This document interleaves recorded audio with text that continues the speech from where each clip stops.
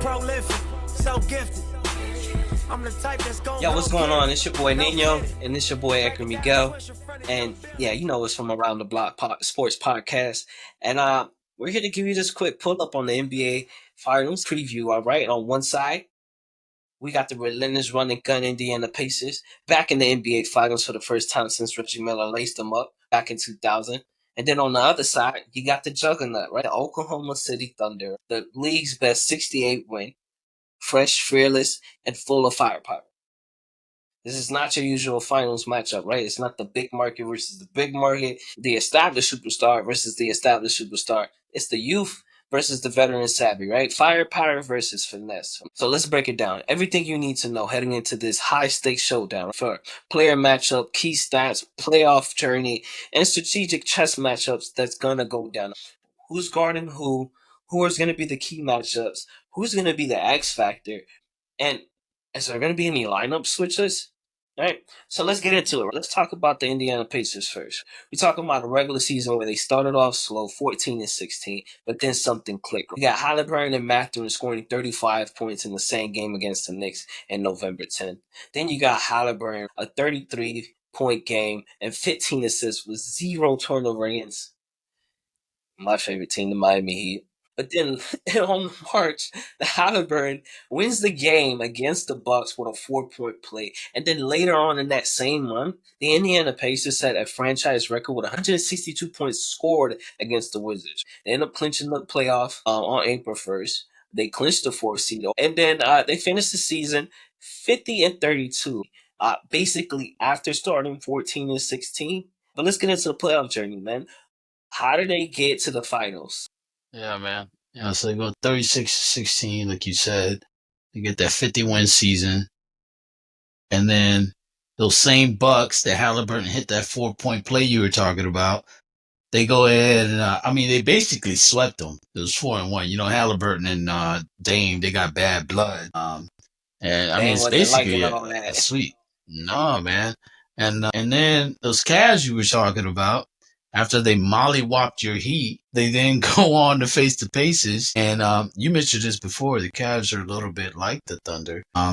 They basically sweep them. You know, Halliburton hitting that game winner. Then they go on to face the bad boy Knicks, you know, Villanova squad over there, after they beat the Celtics. And, it was 4-2, but even that kind of seemed out of hand, you know, after the Knicks won that game to make it 3-2. I don't think anybody thought the Pacers were going to lose after that, man. And, we'll talk a little bit about Siakam, his play in that series, and what that meant for them. But what's the preview looking like? All right, so as you know, they're going to be facing the OKC Thunder, right? Game 1 starts Thursday, June 5th, and they're facing an Indiana team that is just as hungry as them. And they see themselves again as the underdogs and chasing their first franchise, right? Championship, basically since their ABA days. So, talking about some hardware, what are we looking like for the Indiana Pacers as far as accolades here, man? So, obviously, Halliburton has been the leader. He's had, he was 5 for 6 in the playoffs and go ahead or game-winning shots.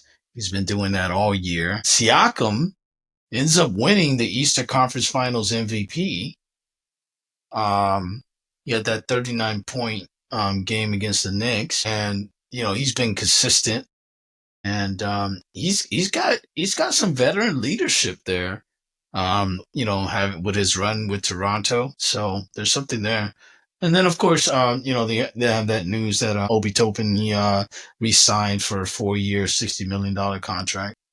So that was another thing that happened for them. All right, man. Let's get into the OKC Thunder, right? How did their season turn out to be, man?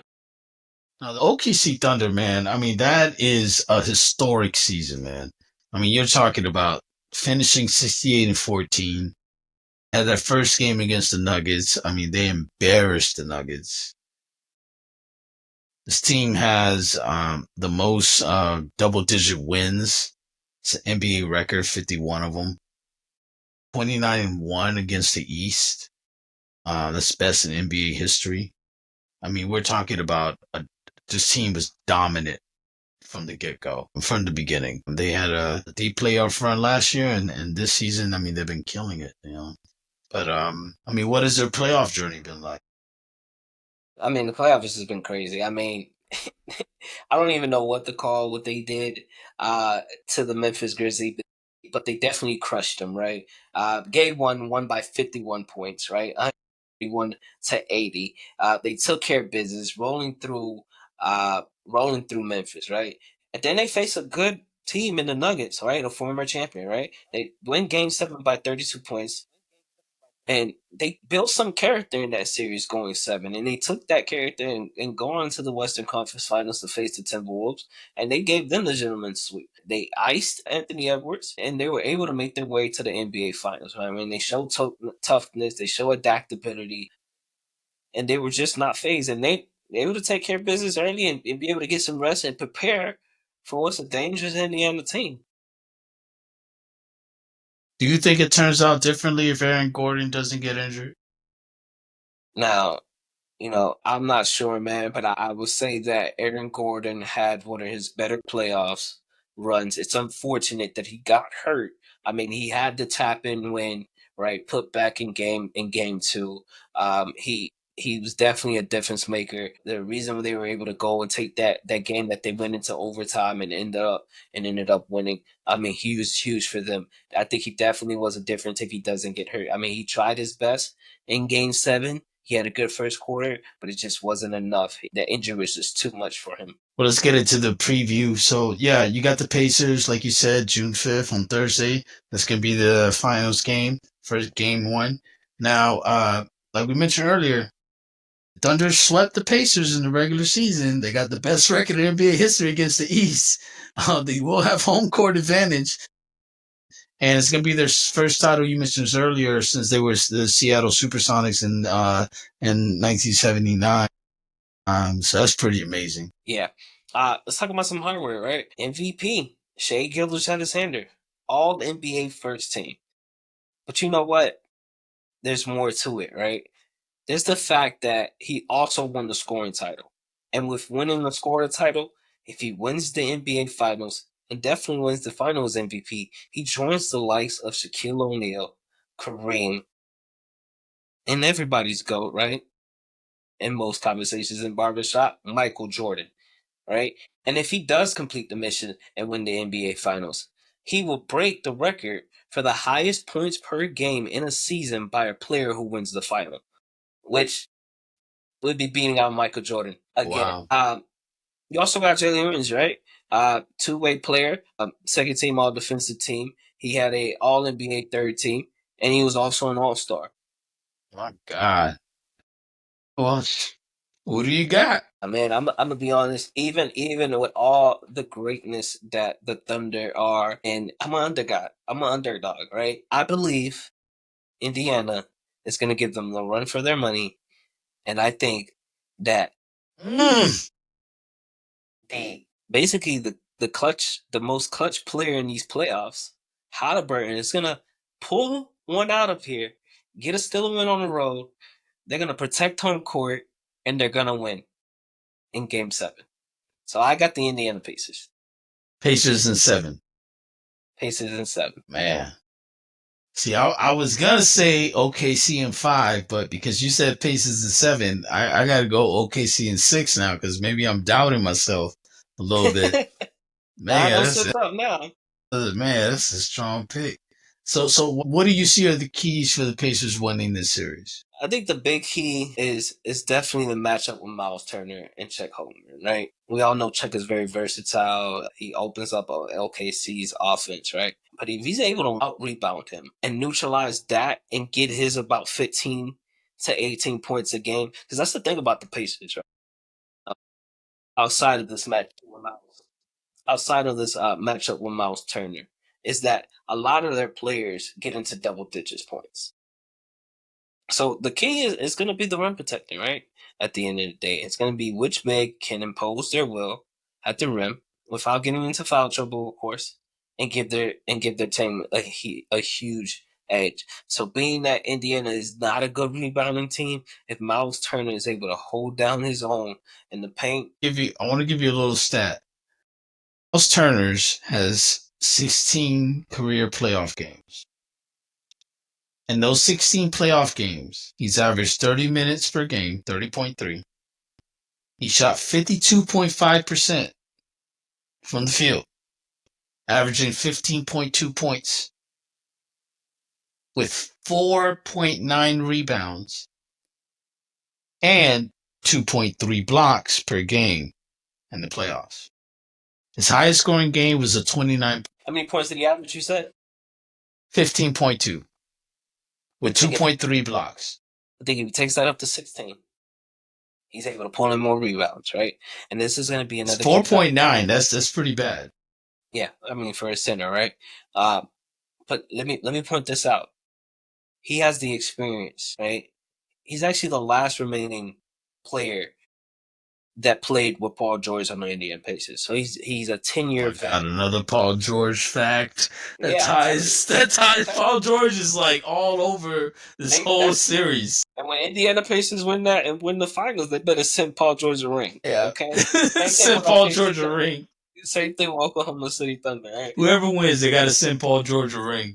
But I think his veteran expertise, I think the fact that he's been in the playoffs, even losing or having bad games, I think that's going to work in his favor to be mentally prepared, right? He is the leader of that team and be able to hold his own against Chet. Let's talk about matchups. Because you're talking about Chet Holmgren. We talk about Miles Turner. I mean, obviously Miles 16 games, that's not a lot. But with Siakam, now you got a guy who's got a lot of playoff games underneath his belt, even as a third option with Toronto. I mean, what is the matchup there?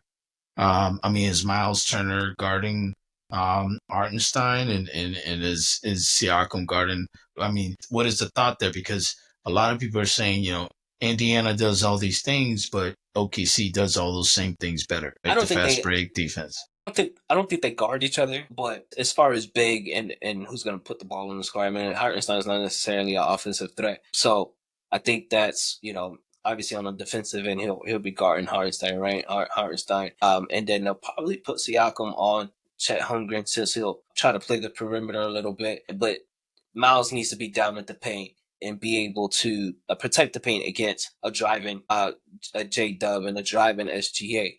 So he'll definitely be playing more in the paint. So he'll probably be matched up more with Hartenstein. And they'll probably put Siakam on Chet as well, too. And they'll probably do a couple of switching as well, too. But as I mentioned, Siakam, right? That's another key component to the series for the Pacers, right? Because we also look at the scoring matchup between him and J-Dub. So if Halliburton is able to continue being an offensive threat and being able to facilitate the offense and allowing Lembar and Naismith and TJ McCollum to be able to get there, Siakam has to win his scoring matchup against J-Dub. He has to, if not be the leading scorer, make sure that he's in that conversation and being able to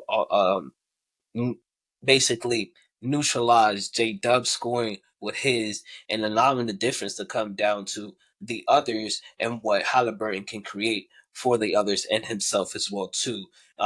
Because I think after Chet, J-Dub and SGA, there's not really much scorers like a Limbar and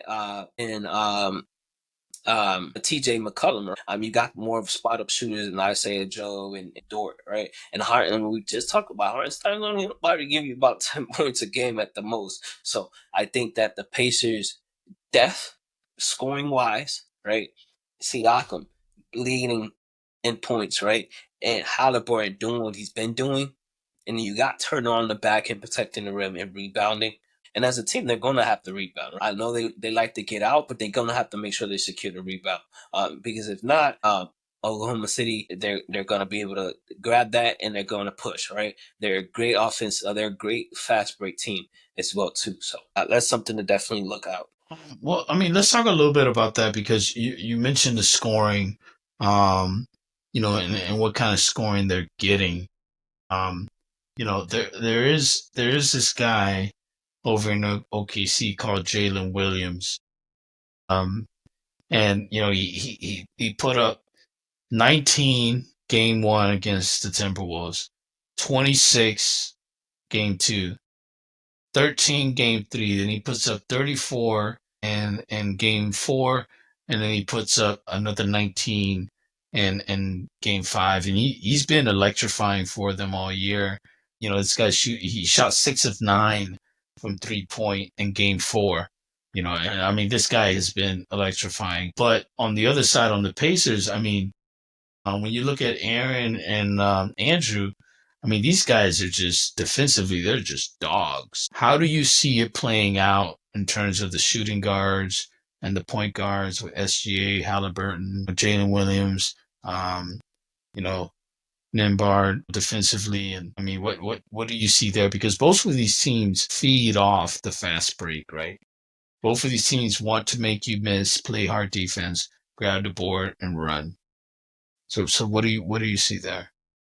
I think for the Pacers, I think it's about controlling the tempo, right? It's about being efficient on offense, and I think they have that. When Nembhard, he shoots 40% from three, and then you have Siakam who shoots in the mid range a high percentage shot, and then we talked about rebounding. So they can control the tempo, they can control the rebounding. It won't allow OKC to make this attract me. It won't allow them, like I keep saying, it won't allow them to be, to crash the boards and get out on the break. I'm telling you, they're fast on offense and they're fast on defense. So if they're able to control, not turn the ball over, rebound, and be efficient as they have been in these playoffs, shooting very good from the field, then they will limit the Oklahoma City's play style.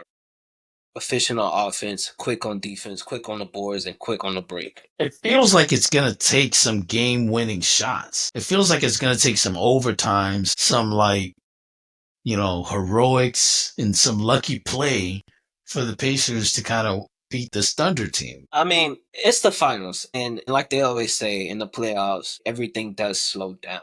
But I do think that if it's close, people will break away. If there's a blowout early, then there'll be a comeback. And guess what? Comebacks tend to go into overtime or, go ahead shots. So, in that sense, yeah. But I do think that what we'll see in the first two games might be lopsided wins. I think they split the first two. And I'm not surprised that the Pacers hit first. Being a team that have more veterans, more tenured veterans, a team that has a boulder on their shoulder, not a chip, but a boulder, as going again into a series as the underdog. And having that like lightning in a bottle type of feel. So I wouldn't be surprised if they smack them first, the Thunder responds, and now we have a series. Who's hungrier? I think the Pacers. And I'll tell you this, right? Oklahoma City, they didn't, if mistake me I'm wrong, they didn't make it past the second round or even the first round. The Indiana Pacers were in the Eastern Conference Finals last year. Okay? They got back there. They took care of business. They know what they're here for, right? I think that with Halliburton, by his peers, we talked about this on the first episode. Overrated, but overrate that. We're talking about Siakam being a former champion with the Toronto and learning what he's learned with Kyle Lowry and Kawhi Leonard. Then you have the veteran with Miles Turner. I think that you have a team who has a lot of experience. Yes, they have a young point guard, but that point guard has nothing but confidence. You see that he's able to take care of the ball. He had the 30 plus 15 assists, 0 turnover against Miami. He had the 30-point triple-double with 0 assists against the Knicks, right? And the Knicks are no joke on defense. I think that the Indiana Pacers are the more hungrier team. I think that for the Thunder, this is their first deep playoff run. They're a young core, and everything is just new. I was watching NBA today, and You watching NBA today? Today. Okay, got it. Not yesterday, but today. No, not yesterday, but today, right? And then SGA was sitting down, and he was he was just talking about what does he fear? What does he fear most about the Indiana Pacers? And he said the fact that they're there, that they made the finals, meaning that like they must be a really good team. And he also goes on to It's like weird. talk about like the formula of what makes a superstar. And he talks about how like he doesn't really know how to answer that, right? That he's not sure what the formula is. Like, is it just MVPs, All Star appearances? And for me, it just spoke volumes to the youth from that team, right? I mean, yes, they have the veteran and Alex Caruso, but Alex Caruso was a role player when he won the championship. No disrespect, because he's the reason they were able to really He destroy. might be an X factor. I think he is a big X factor for them, right? What he's able to do on the defensive end and push the tempo on the ball for them. But I just see a young team, like, right? They haven't, what adversity have they faced? Just because they got knocked out in the first, it's not like they went all the way to the finals, the West Finals, and then got knocked out. The Pacers did, right? I just see a team who has more licks on them and is poised to win. And no one is expecting them to win. And I think that this is the team that yes, they lost twice in the regular season. I get it. I get that. That was the regular season, right? The Indiana Pacers weren't even the same. They weren't the same. They're not. They weren't the same team that finished that started, right? They're a different team, right? And we all know the regular season is regular season, and the playoffs the playoffs. We got to talk about the right now. You can't tell me what they beat the number one team in the East. Yeah. They beat Giannis and Dame. They beat not Halliburton, but they beat Jalen and Cat. They they just made the Knicks fire their head coach and Tibbs. Yeah. Right? Yeah, the And I know Pacers made them fire their head coach. they beat the Cavs in five. It's not like it went 7 games, right? And they have very They haven't gone controlling win. 7 games. They haven't gone 7 games the whole playoffs. I 4-1, don't think 4-1, 4-2.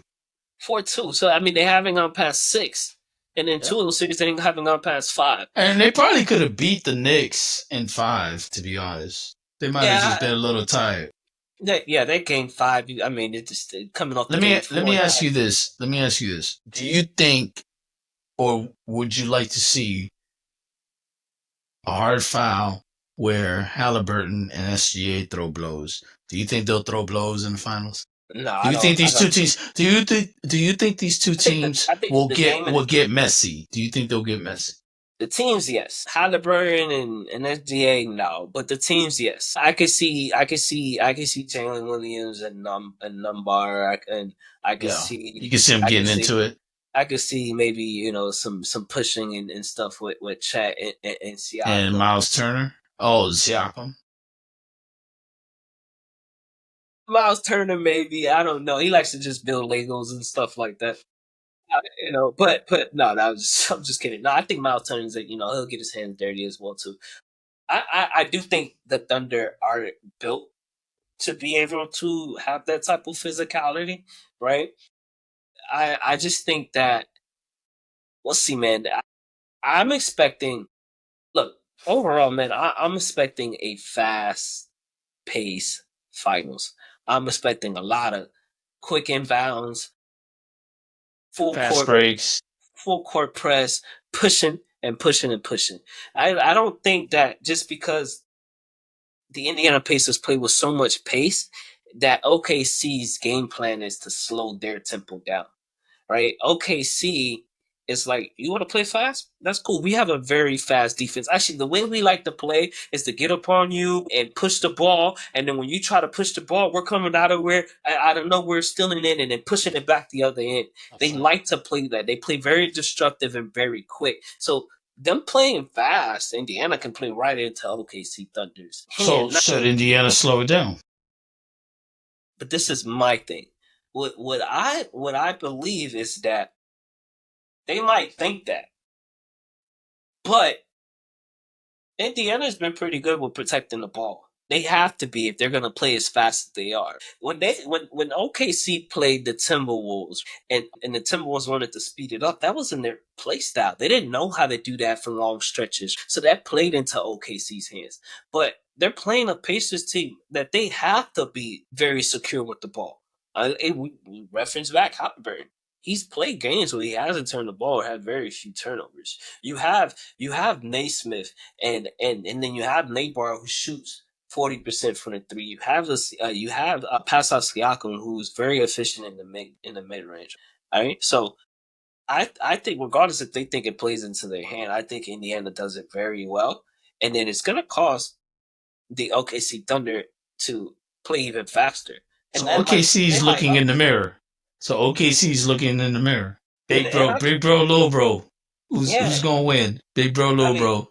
I think we got money on little bro. We were talking about it earlier, right? We got a big who could stretch the floor, right? And in the end, and OKC he's like, yeah, we got that too, and he shoots very high clip, and he's able to be very finesse. Hey, we got a pass on defense with Numbar, right? Well, we got that too with Dort, and he can stretch the floor too. We got a dynamic like force in a row thing. Well, we got the MVP, yeah.